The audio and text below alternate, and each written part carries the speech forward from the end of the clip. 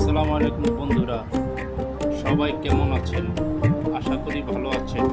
আজকে যাচ্ছি ঢাকায়, অনেক কিছু দেখতে পারবেন, সঙ্গেই থাকুন বন্ধুরা।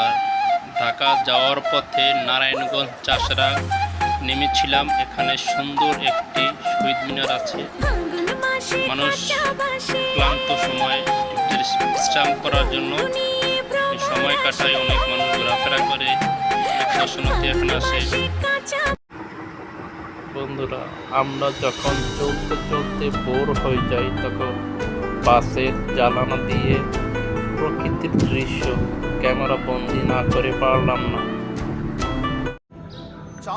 বন্ধুরা, ঢাকা যাত্রাপথে যাত্রাবাড়ি ফ্লাইওভার, এরকম দৃশ্য ক্যামেরা বন্দি না করে পারা যায় না, তাই আপনাদের সাথে শেয়ার করলাম। বন্ধুরা, এই হচ্ছে ঢাকার জ্যাম।